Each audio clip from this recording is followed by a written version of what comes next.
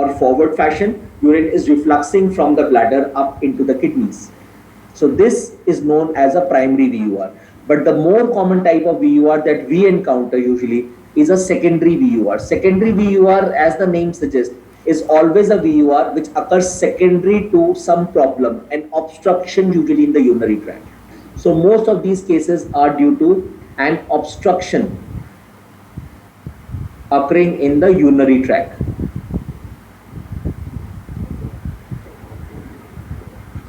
Usually that obstruction in males is a posterior urethral valve, and obstruction in females is a ureterocele. Now I'm not saying ureterocele cannot occur in males. It can occur, but ureterocele are more commonly seen in females. But posterior urethral valve is the most common obstruction which is known to occur in the urinary tract and cause vesico-ureteric reflux in males. So you understand, vesico-ureteric reflux either is a problem or abnormality in the development of the urinary tract, but it is not occurring secondary to any pre-existing problem. This type of vesico-ureteric reflux is known as a primary vesico-ureteric reflux. The second type of vesico-ureteric reflux is known as secondary vesico-ureteric reflux. It is a vesico-ureteric reflux which occurs because of a pre-existing obstruction in the urinary tract. That is why we are calling it as secondary VUR. That obstruction in the urinary tract of a male child is usually a posterior urethral valve. Another obstruction that can be a cause of vesico-ureteric reflux, particularly in a female child, is a ureterocele. What is a posterior urethral valve? What is a ureterocele? I'll just explain you here.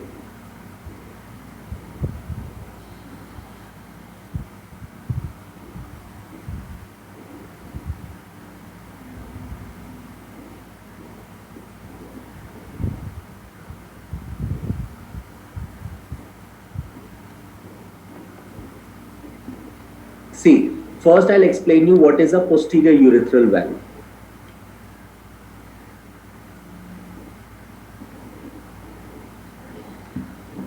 See, as the name suggests, posterior urethral valve is an obstruction which is occurring in the posterior part of the urethra. You know the urethra has two parts.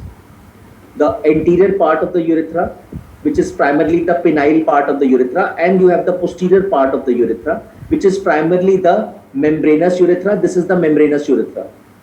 So this is the membranous urethra. And then there is a prostatic part of the urethra. So this is the prostatic urethra. The prostatic urethra, as the name suggests, is passing through the prostate.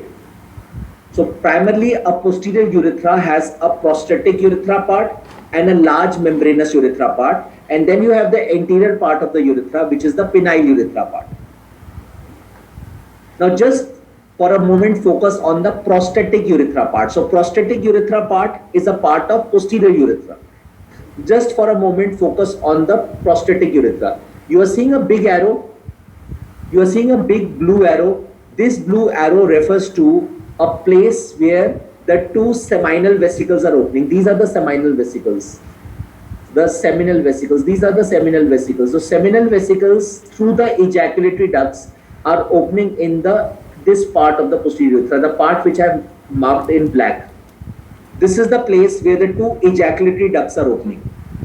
At this place, you have a small mound-like structure inside the urethra, which is known as verumontanum. What is it called? Verumontanum.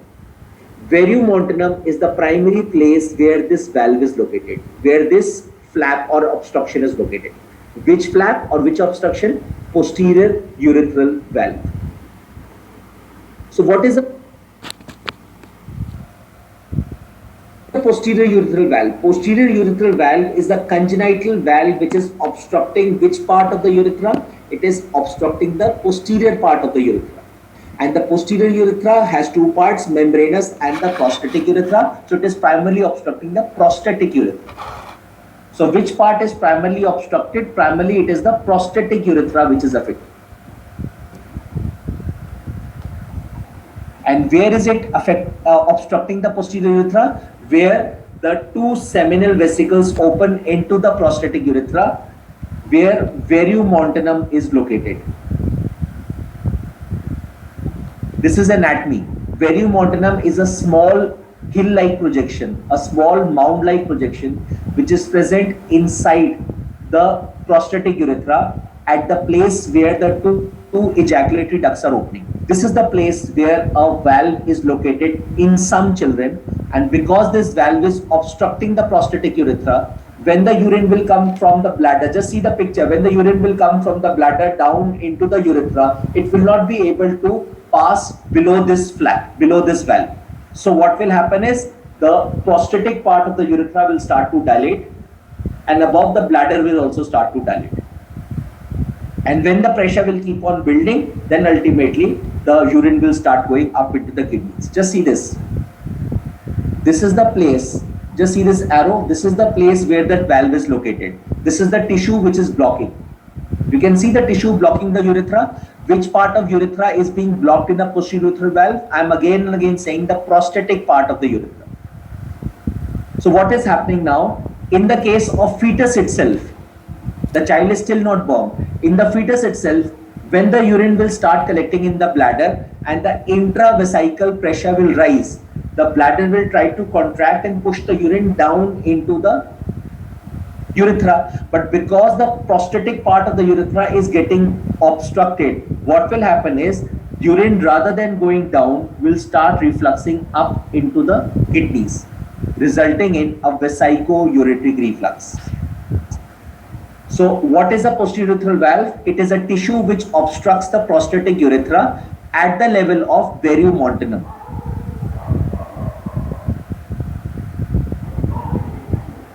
So what is the best way to identify, to screen this disorder? The best way to screen this disorder is perform an ultrasound in the case of a pregnancy.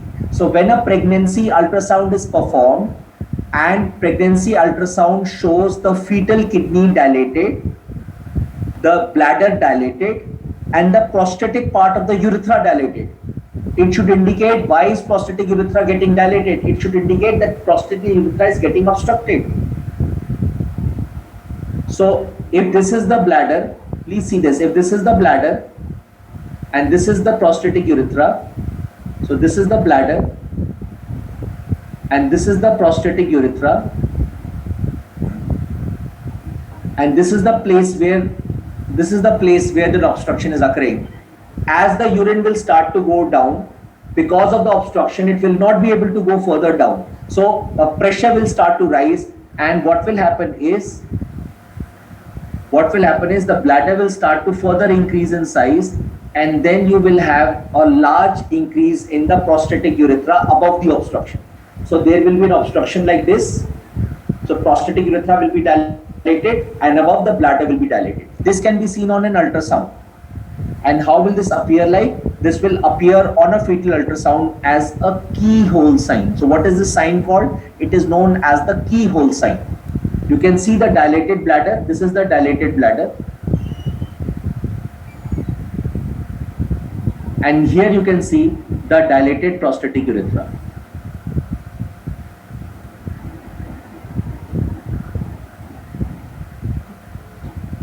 So this is known as the keyhole sign.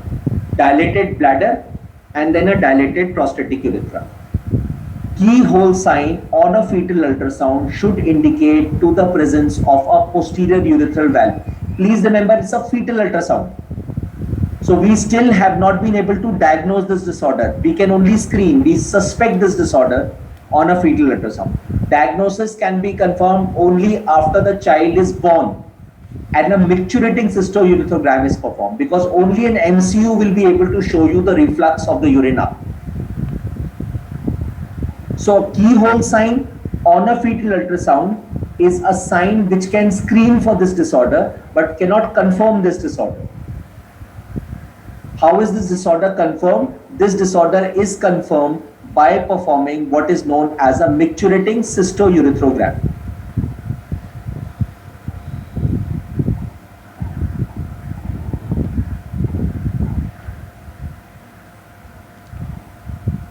So remember, for your exams, screening for a posterior urethral valve can be done by an ultrasound, in which you will see the keyhole sign.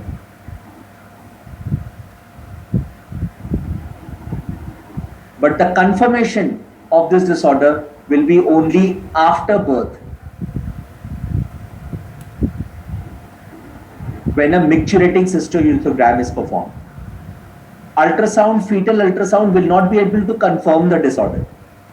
Confirmation can be done when the child is born and an MCU is performed.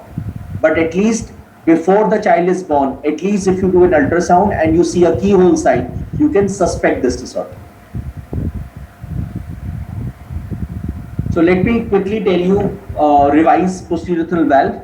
Posterior urethral valve, therefore, is an obstruction which is occurring in the posterior part of the urethra. Which part of the urethra? The prostatic urethra.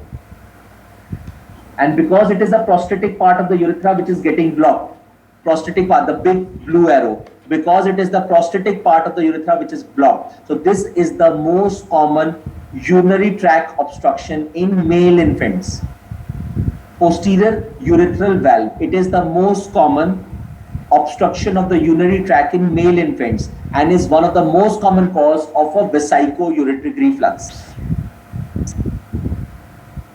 I hope you are understanding. Because there is an obstruction which is occurring at the level of prostatic urethra, urine will not be able to go down. So it is the cause of a vesico-ureteric reflux. You can see a vesico-ureteric reflux. Most common cause of a vesico-ureteric reflux in a male infant is the posterior urethral valve.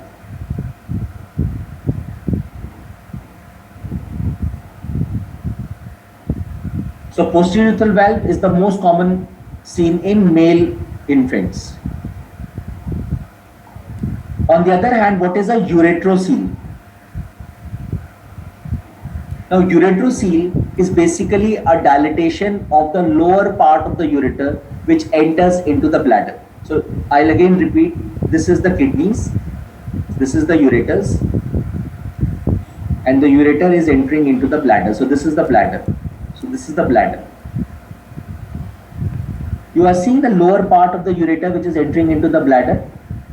Let me make it in.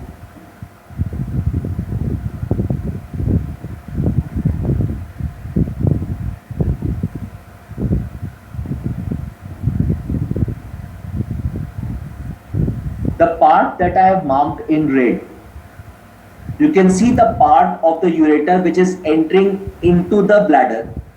The lower part of that ureter is dilated. This is what is known as a ureterocele. So this is a ureterocele. And because this part of the ureter is dilated, it will start to cause obstruction. And again, when the urine will pass down, it will not be able to overcome this obstruction and enter the bladder. So what will happen? There will be a reflux of urine in a retrograde fashion back into the kidneys. This is what is known as a ureterocele. Ureterocele is much more commonly seen in females in comparison to males. So while a posterior urethral valve is usually only in males, a ureterocele can be seen in both females and males, but is much more commonly seen in females in comparison to males,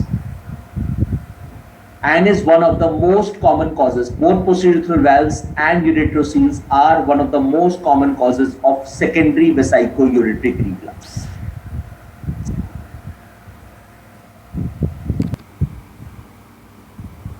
I hope you people have understood this. There are some other things which I would want to tell you about. Yes, I told you two ultrasound appearance. So if an ultrasound appearance, I told you, shows a soap bubble appearance, ultrasound shows a soap bubble appearance, you should think of a multicystic dysplastic kidney. This was the first thing I told you when I started with renal disorders, one of the first things. If an ultrasound shows a keyhole sign, I told you should think of a posterior urethral valve. Now, if an ultrasound, again I am talking about fetal ultrasound, shows a cyst within a cyst appearance, just see the picture, cyst within a cyst appearance, you should think of a ureterocele. So these things you should remember for your exams. If an ultrasound shows a soap bubble appearance, think of a multicystic dysplastic kidney. If an ultrasound shows a keyhole sign, think of a posterior urethral valve. And if an ultrasound shows a cyst within a cyst appearance, think of a uretrocele. So this type of appearance, you can see this type of appearance. On a IVP, you will see a cobra head appearance. This is the posterior urethral valve. You can see the lower part of the ureter is dilated. This is the uretrocele.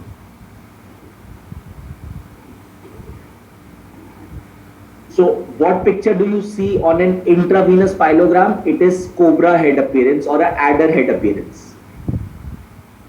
If you remember, I told you on IVP, if you have a paintbrush appearance or a bouquet of flower appearance, which disorder you should think of? Paintbrush appearance.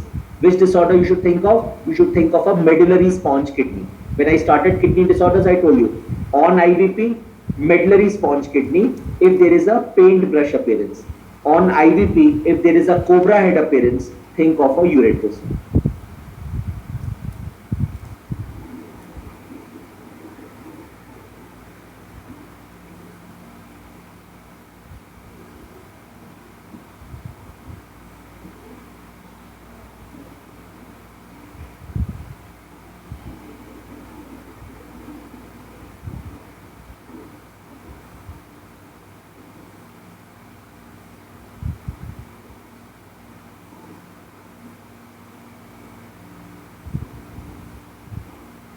So cyst within a cyst appearance on ultrasound and adder head appearance on IVP, you should think of a uretrocele. Another important cause of a vesicoureteric reflux in female infants.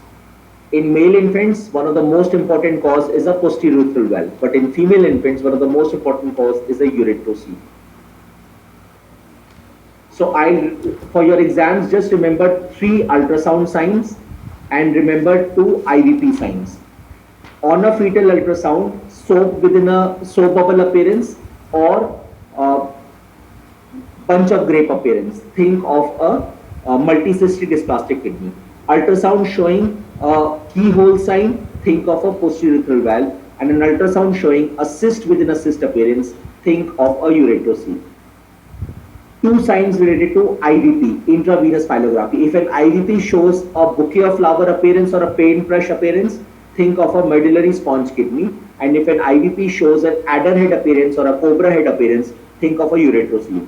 Both a uretrocele and a posterior urethral valve are important causes of vesicoureteric reflux. And which type of VUR, primary or secondary? Secondary VURs.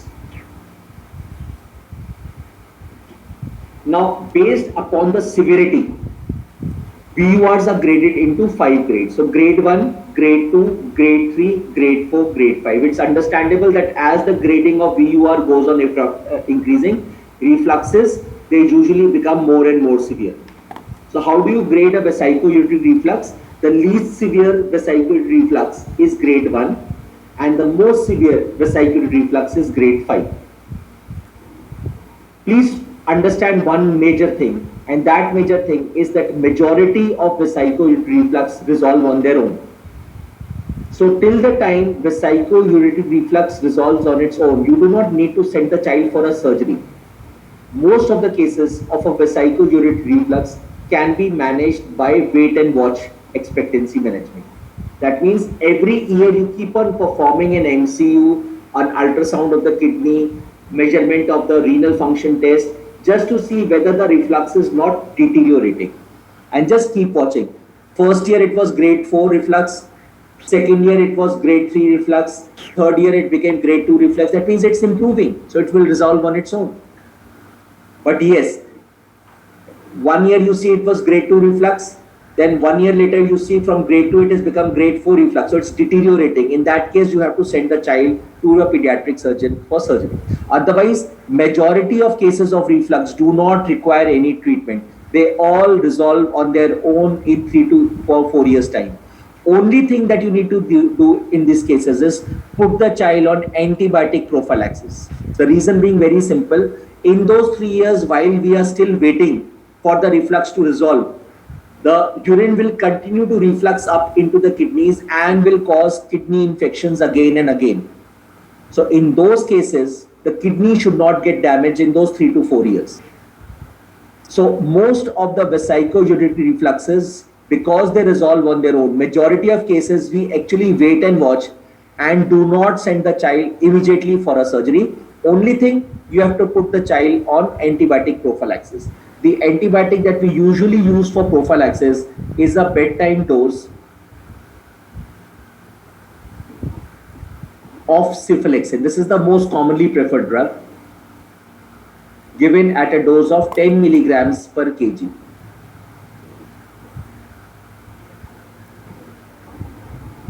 So bedtime dose of 10 milligrams per kg per day. So only thing that you need to do in this case is bedtime dose of 10 milligrams per kg per day. Only one single dose of cephalexin, and this should keep on being given every day.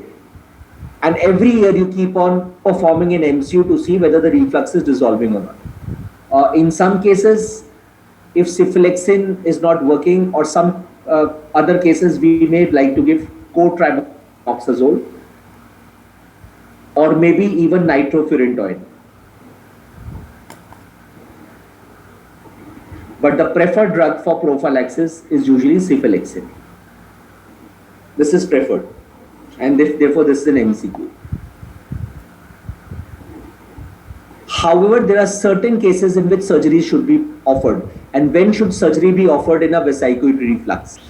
Any child who is more than 1 year of age and who has a very high grade reflux, such as a grade 4 or a grade 5 reflux, in these cases, the chances are that the child's reflux may not resolve on its own, and therefore you need to send the child for a surgery. Or any case where there is a breakthrough UTI while the child is still on antibiotic prophylaxis.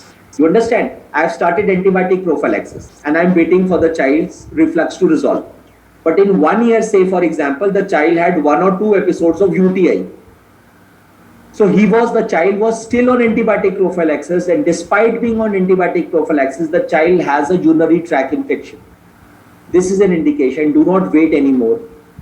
Immediately send the child for a surgery. So the two important indications for performing a surgery in a vesico-ureteric reflux is an older child, that generally a child more than 1 year of age, who has a high grade reflux, grade 4 or grade 5 reflux, and second, a child having a urinary tract infection while the child is still on antibiotic prophylaxis.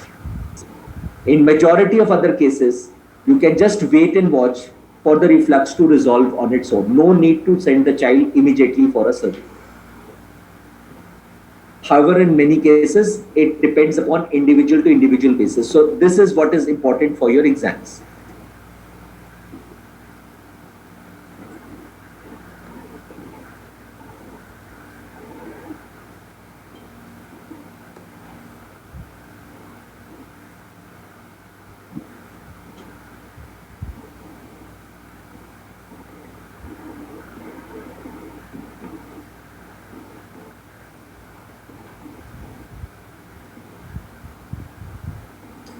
So with this, we finish up vesico-urinary reflux and urinary tract infection. So in kidney disorders, till now we talked about abdominal lumps in newborns and the causes of abdominal lumps or abdominal masses in newborn. We talked about congenital cystic disorders of the kidney. We talked about Porter syndrome. Then we also talked about urinary tract infection, and I told you the most common cause of urinary tract infection in young children is a vesico-ureteric reflux. Then we saw that vesico-ureteric reflux are primary vesico-ureteric reflux and secondary vesico-ureteric refluxes. Then I told you the two most common causes of secondary vesico-ureteric refluxes are posterior urethral valve and a ureterocele. Posterior urethral valve mainly in a male child, and a ureterocele mainly in a female child. Then I told you vesico-ureteric refluxes can be graded in severity from grade 1 to grade 5. And then I also told you the general treatment approach is usually wait and watch unless and until the child is more than 1 year and there is a high grade reflux, or there is a urinary tract infection, a breakthrough UTI, which occurs when the child is still on antibiotic prophylaxis. So with this, we finish up vesico-ureteric reflux, and now we come to glomerulonephritis. So what is glomerulonephritis? Glomerulonephritis is a group of glomerular disorders in children which presents with inflammation and hematuria, edema, hypertension. So basically any disorder which is associated with inflammation of the glomerulus and is known to present with a triad of these findings. Which findings? There is hematuria, there is edema, and there is hypertension. If these three findings are present, you should always think that the child may be suffering from a glomerulonephritis. It's a type of inflammatory disorder of the glomerulus. Now, glomerulonephritis can be divided into acute glomerulonephritis and chronic glomerulonephritis. The most common cause of acute glomerulonephritis in children is a glomerulonephritis that follows streptococcal infection, hence also called as post-streptococcal glomerulonephritis. And the other type of glomerulonephritis, which is acute glomerulonephritis, is a glomerulonephritis that follows this disorder, Hinosh-Schönlein purpura. We'll talk about this disorder. But first, just remember the two important types of acute glomerulonephritis in children are post-streptococcal glomerulonephritis and glomerulonephritis that follows Hinosh-Schönlein purpura. On the other hand, chronic glomerulonephritis, one of the most common causes is a glomerulonephritis that is known as IgA nephropathy, and the second type is known as membranoproliferative glomerulonephritis. Don't use this arrow, I think this is wrong. Please remember, the most common cause of glomerulonephritis that follows renal transplants is a membranoproliferative glomerulonephritis. What is the full form of MPGN? Membranoproliferative glomerulonephritis. Membranoproliferative glomerulonephritis is a type of glomerulonephritis that frequently occurs after renal transplant. This is an FMG question. So for your exams, just remember about four important types of glomerulonephritis. Two of them are acute glomerulonephritis, two of them are chronic glomerulonephritis. The two which are acute glomerulonephritis are post-streptococcal glomerulonephritis and glomerulonephritis that follows Hinosh-Schönlein purpura. It's a type of vasculitis of childhood.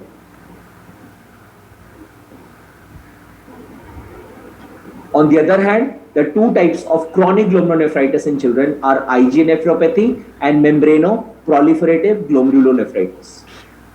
Membranoproliferative glomerulonephritis is the type of glomerulonephritis which most commonly is known to occur after renal transplants.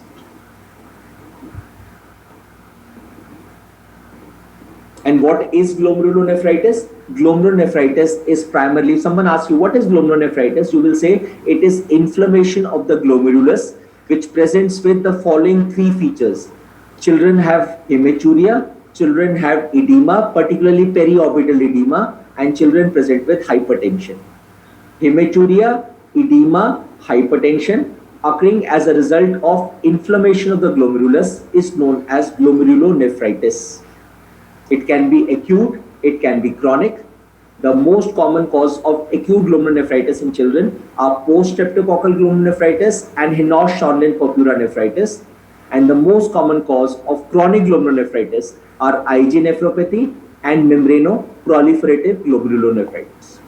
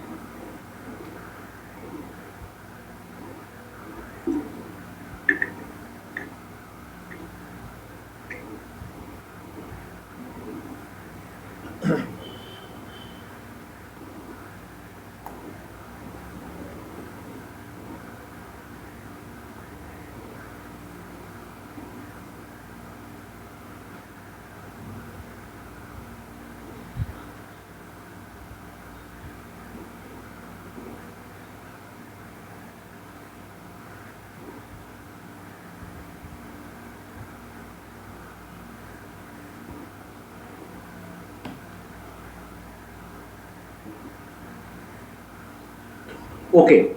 Uh, Another thing that you should know is that there are certain glomerulonephritis which are associated with low C3 levels. So which type of glomerulonephritis are associated with low C3 levels? One is post-streptococcal glomerulonephritis, one is membranoproliferative glomerulonephritis, and another is a type of glomerulonephritis that follows SLE. So glomerulonephritis that follows SLE. You must have heard of SLE. So systemic lupus erythematosus. So this autoimmune disorder can sometimes also lead to the development of glomerulonephritis. So all those glomerulonephritis which follow SLE, then glomerulonephritis which are associated with membranoproliferative glomerulonephritis, and glomerulonephritis which occur after streptococcal infections. These are the only three glomerulonephritis which are associated with low C3 levels. Post-streptococcal glomerulonephritis, membranoproliferative glomerulonephritis, and lupus nephritis. When I say C3 levels, that means complement 3 levels. This is one of the very easy ways of identifying these three types of glomerulonephritis. Most of the other types of glomerulonephritis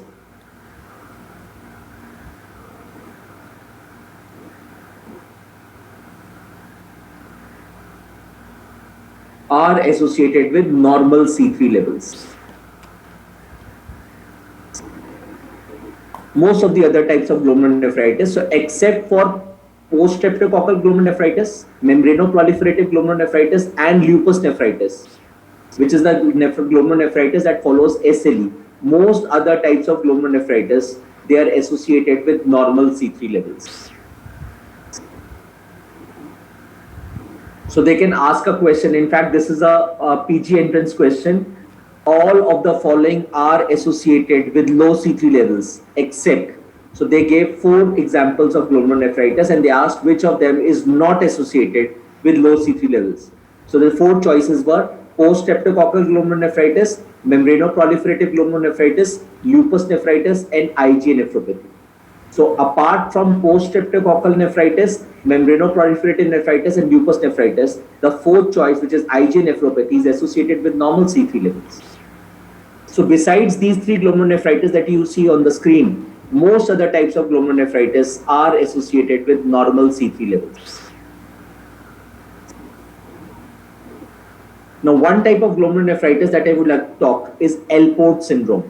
Please don't confuse it with Potter syndrome. Potter syndrome was not a glomerulonephritis and it was associated with bilateral renal agenesis, Potter syndrome.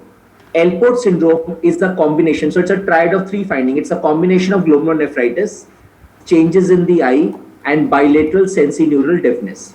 So any child who has a combination of glomerulonephritis, some changes in the eye, and bilateral sensorineural deafness, this is the syndrome you should always think of. It is known to occur because of defective synthesis of alpha 5 chain of type 4 collagen. So this is a disorder which is known to occur because of defective synthesis in the alpha 5 chain of type 4 collagen. What is Alport syndrome? It's a combination of glomerulonephritis, changes in the eye, and sensorineural deafness. The classic change in the eye, the classic damage to the eye that is seen in Alport syndrome is an anterior lenticonus. This again is an FMG question. What is meant by anterior lenticonus? You can see here the arrow. Anterior lenticonus means anterior projection of the lens capsule. Lens capsule normally is curved like this. If the lens capsule is projected anteriorly like this, we call it as anterior lenticonus. And if it is projected posteriorly like this, we call it as posterior lenticonus. Anterior lenticonus AA is seen in Alport syndrome, while posterior lenticonus, just remember the name of the syndrome, is known to be associated with Lowe syndrome. So which is the major change in the eye which is seen in Alport syndrome? It is anterior lenticonus. So anterior lenticonus is anterior projection of the lens capsule.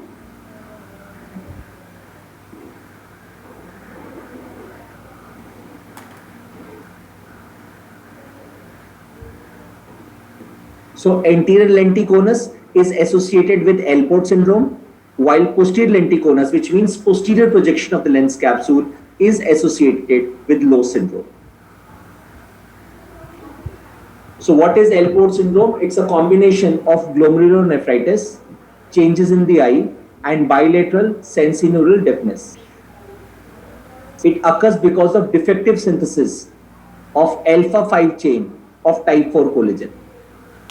The major change in the eye that is seen in Alport syndrome is anterior lenticonus, which means anterior projection of the lens capsule, and should not be confused with posterior lenticonus, which is posterior projection of the lens capsule that is seen in children with Lowe syndrome.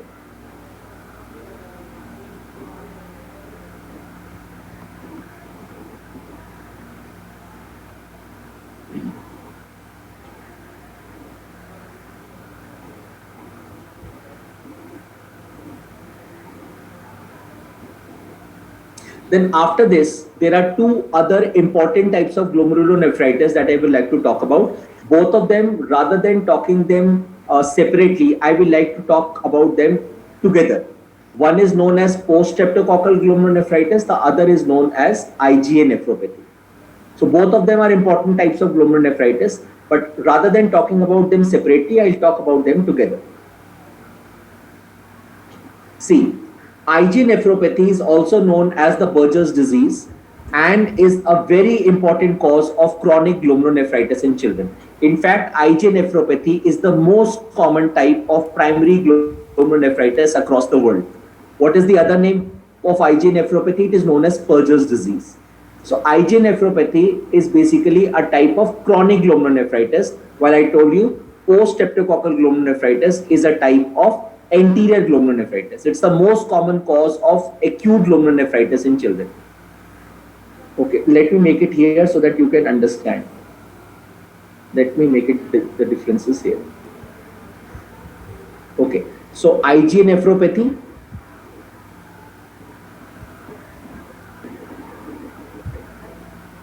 and post-streptococcal glomerulonephritis. IgA nephropathy is also known as the Buerger's disease.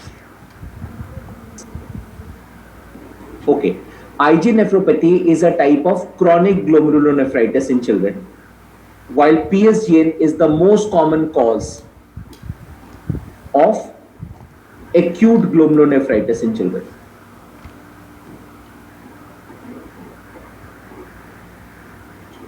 So IgA nephropathy is the common cause of chronic glomerulonephritis. It's a very, very common primary glomerulonephritis across the world, but in India it is very rare. IgA nephropathy. India may the most common types of glomerulonephritis in children is post-streptococcal glomerulonephritis. It's the most common cause of acute glomerulonephritis in children, PSGN. IgA nephropathy is a cause of acute glomerulonephritis. So this is important. Chronic glomerulonephritis, IgA nephropathy, but acute glomerulonephritis, PSGN. IgA nephropathy usually occurs in which age group? IgA nephropathy occurs in children who are between 10 to 20 years of age. While PSGN commonly occurs in which age group? PSGN commonly occurs in children who are 5 to 12 years of age. So PSGN usually occurs in a younger age group, while IgA nephropathy is more commonly seen as a type of glomerulonephritis in adolescents.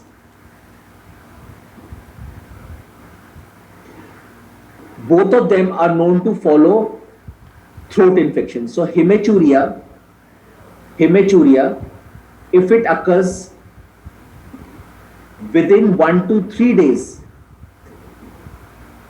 of a URTI, upper respiratory tract infection, you should think of an IgA nephropathy. On the other hand, hematuria, if it occurs after 1 to 3 weeks of a URTI, you should think of IgA, or you should think of post-streptococcal glomerulonephritis. So both of them are associated with hematuria occurring after a throat infection. But a history will tell you whether probably this is IgA nephropathy or this is PSGN. IgA nephropathy, the history will be, doctor, my child had throat infection yesterday, today he is passing red colored urine. That means the child had a hematuria within 1 to 3 days of a throat infection. In the case of post-streptococcal glomerulonephritis, the history will be, doctor, my child had a throat infection 2 weeks, 3 weeks back, and now he's passing red colored urine. That means in the case of post-streptococcal glomerulonephritis, hematuria occurs usually after 1 to 3 weeks of a throat infection. So much longer period in the case of a PSGN, much shorter period between hematuria and throat infection in IgA nephropathy. IgA nephropathy recurrences are very frequent. So IgA nephropathy recurs frequently. Even if you have treated once and this episode resolves, 5-6 months down the line, it will occur again. PSGN recurrences are usually rare. Recurrences are very rare. Once post-streptococcal glomerulonephritis resolves, it is unlikely that it will occur again.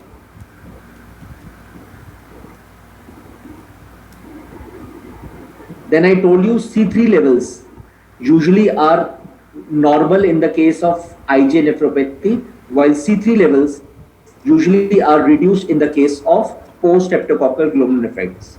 Remember in the second slide of glomerulonephritis, I told you which are the 3 disorders in which C3 levels are low. So one was post-streptococcal glomerulonephritis, the second was membranoproliferative glomerulonephritis, and the third was lupus nephritis, glomerulonephritis that follows SLE infection. So while C3 levels are normal in the case of IgA nephropathy, C3 levels are reduced in the case of PSGN. Then renal biopsy findings. In the case of IgA nephropathy, renal biopsy usually shows mesangial proliferation.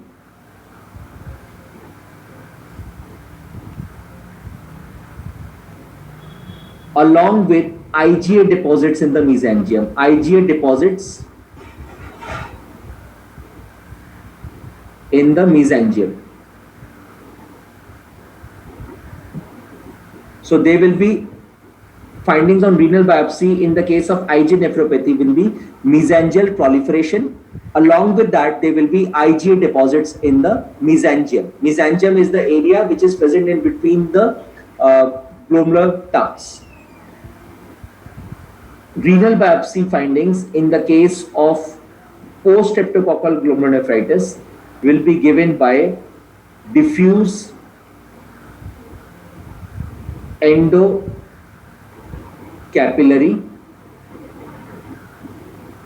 glomerulonephritis.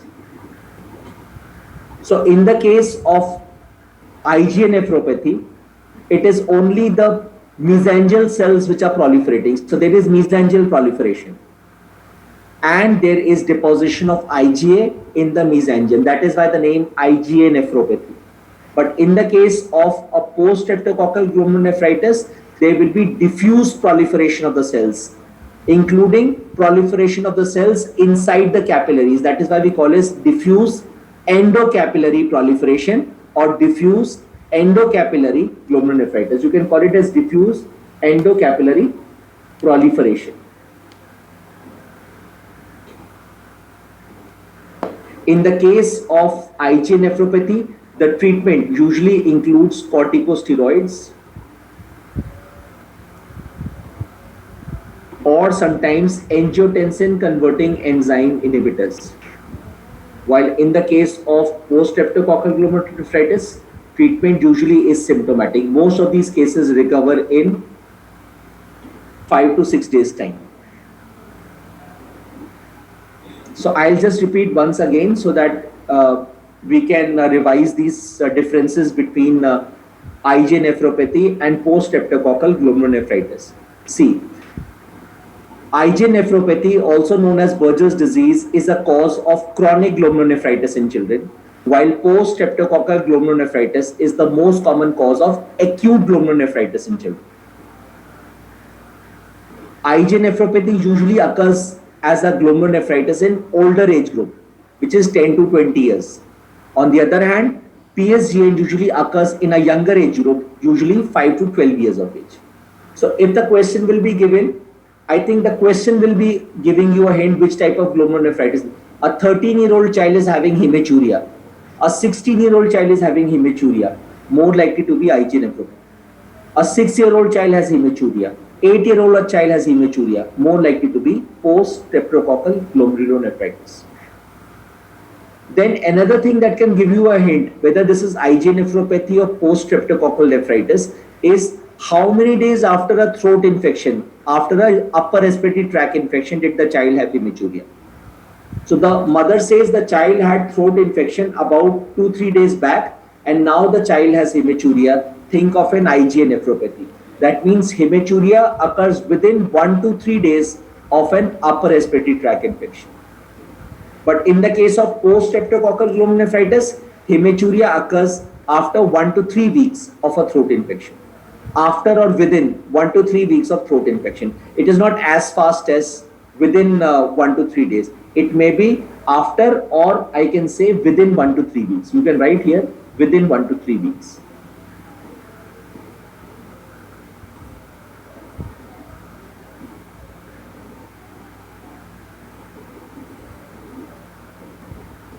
Within 1 to 3 weeks. Then IgA nephropathy frequently recurs. So once the hematuria has improved, hematuria can occur 5-6 months later again. But in the case of post-streptococcal glomerulonephritis, it is very rare for hematuria to recur. C3 levels are usually normal in IgA nephropathy, while complement levels are usually reduced in the case of post-streptococcal glomerulonephritis. Renal biopsy findings in an IgA nephropathy include proliferation of the mesangial cells, mesangial proliferation, along with IgA deposits in the mesangium. On the other hand, in the case of post-streptococcal glomerulonephritis, the renal biopsy findings include diffuse endocapillary proliferation. That means not only mesangial cells, diffuse, all the cells around the glomerulus are proliferating, particularly the cells inside the capillaries. That is why we call it endocapillary proliferation. Endocapillary means inside the capillaries. Outside the capillaries, you have the mesangial cell. So that is the primary proliferation site of IgA nephropathy. But inside the capillary, the primary proliferation site of post-streptococcal nephritis. One thing that I would like to tell here is this. Another disorder that has exactly the same renal biopsy findings and therefore can be confused with an IgA nephropathy is a Hinault-Schönlein-Purpura associated nephritis. So if you have forgotten the renal biopsy findings of Hinault-Schönlein-Purpura and you remember the renal biopsy findings of IgA nephropathy, please put down the renal biopsy findings of IgA nephropathy. The answer will be right. The renal biopsy findings of IgA nephropathy and the renal biopsy findings of Hinault-Schönlein-Purpura nephritis are exactly the same, to the extent that at one point of time, both of them were considered to be part of the same disease process, both IgA nephropathy and Hinault-Schönlein-Purpura. So which disorder mimics the findings of IgA nephropathy, the renal biopsy findings? It is Hinault-Schönlein-Purpura. And finally, the treatment. The treatment of IgA nephropathy is corticosteroids and angiotensin converting enzyme inhibitors, while the treatment of post-streptococcal glomerulonephritis is usually symptomatic management. There is no specific need to give angiotensin converting enzyme inhibitors or corticosteroids. So I hope you have all understood this.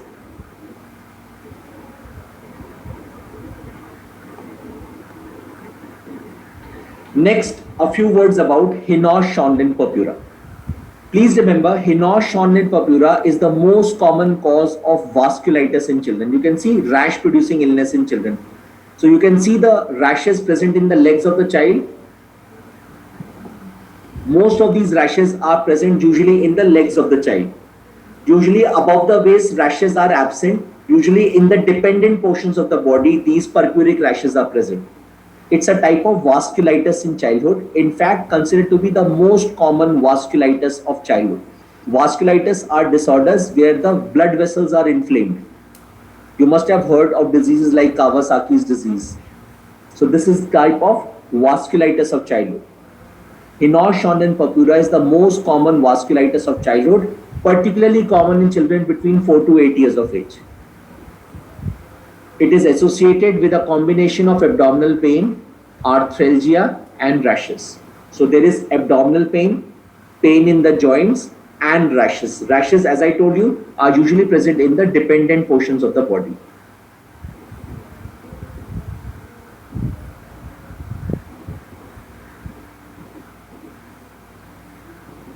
Do all children who have Hinault-Schwann purpura go on to develop glomerulonephritis? No. 50% of these children go on to develop glomerulonephritis. If glomerulonephritis has to develop, please hear carefully what I am saying. If kidney involvement has to occur, it will occur within 3 months of the onset of symptoms. So first symptoms will be abdominal pain, rashes, and joint pain. When these symptoms occur, you wait for another 3 months. If by 3 months this child does not have evidence of hematuria or edema or hypertension, which are findings of glomerulonephritis, if the child does not have, then this child will never develop glomerulonephritis. So all children who have Hinault-Schwann purpura do not go on to develop glomerulonephritis. How many children go on to develop glomerulonephritis? 50% children of Hinault-Schwann purpura develop glomerulonephritis. And in case glomerulonephritis has to develop, it will develop within 3 months of the onset of symptoms.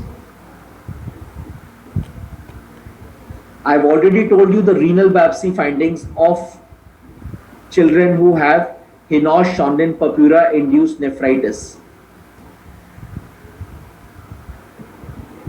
are exactly the same as IgA nephropathy.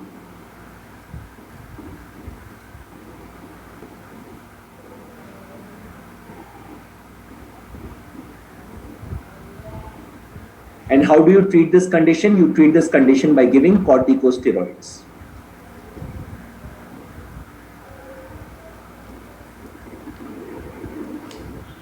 So most common vasculitis of childhood commonly is known to occur between 4 to 8 years of age. Symptoms primarily include abdominal pain, pain in the joints, and rashes. Only 50% children will go on to develop renal involvement. That means glomerulonephritis does not develop in all children with HSP. They only develop in 50% children with HSP. When I say HSP, it's the other name for Hinault-Schwann purpura. And if glomerulonephritis has to develop, it will develop within 3 months of the onset of symptoms. If you see the renal biopsy findings will be same as those of IgA nephropathy. What were the renal biopsy findings of IgA nephropathy? If you remember, mesangial proliferation along with IgA deposits in the mesangium. The treatment is corticosteroids.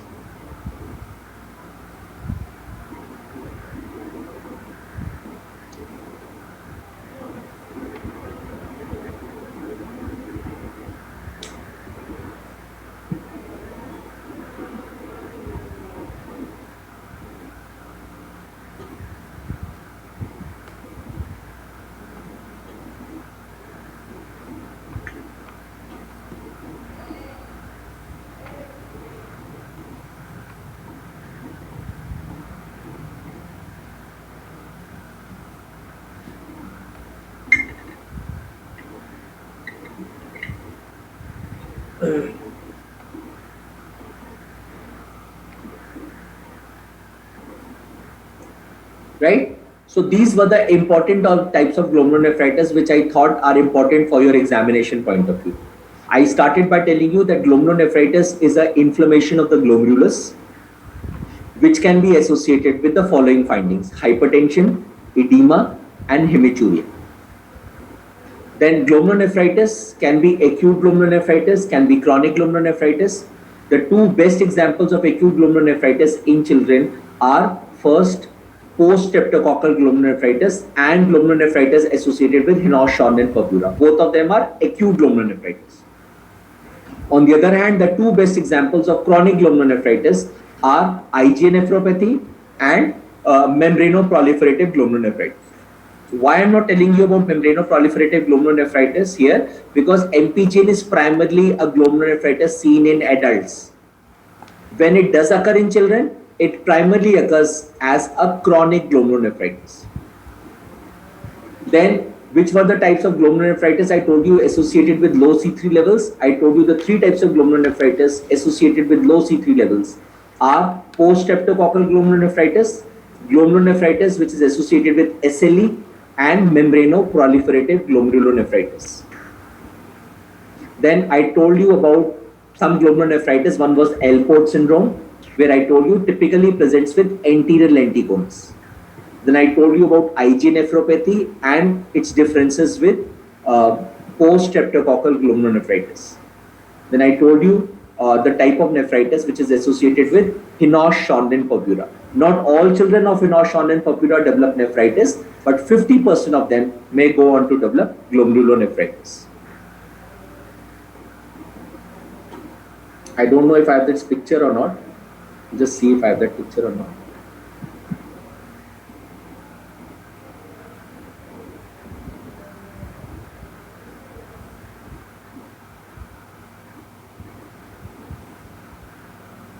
No, I thought I had this picture, but I do not have it.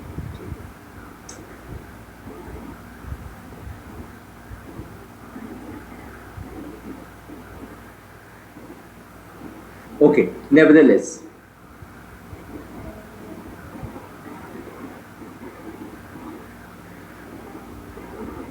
Okay, the last type of glomerulonephritis that I will like to talk about, the last type of glomerulonephritis can be an end result of any of these type of glomerulonephritis. This type of glomerulonephritis, I'm sure you must have heard, is known as a rapidly progressive glomerulonephritis. It is in short also called as RPGN, rapidly progressive glomerulonephritis. How do you define a rapid progressive glomerulonephritis? Rapid progressive glomerulonephritis is a glomerulonephritis associated with rapid decline in renal functions, GFR. At least 50% decline in renal functions within 3 months. And there should be presence of crescents in minimum 50% gloom. So there are two criteria. There are two criteria for us to say this is RPGN. The first criteria, they should be minimum 50% decline.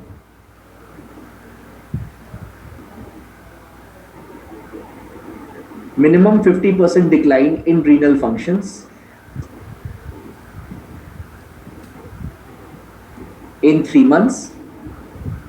And the second is formation of crescents in minimum 50% of the glomerulus. That is why the name crescentic glomerulonephritis. So it is also known as crescentic glomerulonephritis. See here, you can see the crescent. This is the crescent. This is a crescent, moon-shaped crescent. So you can see a crescent. If this type of crescents are formed in at least 50% of the glomerulus, we call it as a rapidly progressive glomerulonephritis, or we call it as crescentic glomerulonephritis.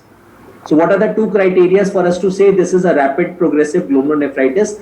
First criteria should be there should be presence of at least presence of crescents in at least 50% of glomerulus. So when you're seeing under the microscope, out of all the glomerulus that you see, at least 50% should show those typical crescents, moon shape.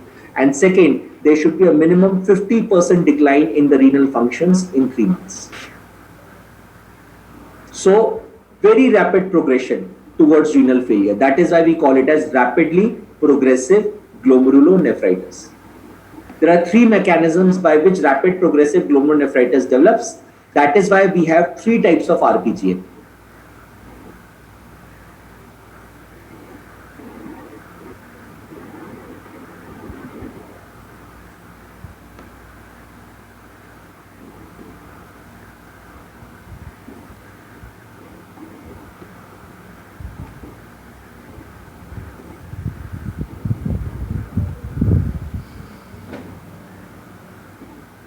So there are 3 types of RPGN, type 1 RPGN, type 2 RPGN, and type 3 RPGN. Type 1 RPGN is the type of RPGN, rapidly progressive glomerulonephritis, which follows formation of anti-glomerular basement membrane antibodies. You must have heard of this disease known as Goodpasture syndrome, in which there is not only kidney involvement, but there is lung involvement also. So whenever rapidly progressive glomerulonephritis occurs because of the formation of anti-glomerular basement membrane antibodies, the condition is called as type 1 RPGN. So the first type of RPGN is usually known to occur because of the formation of anti-glomerular basal membrane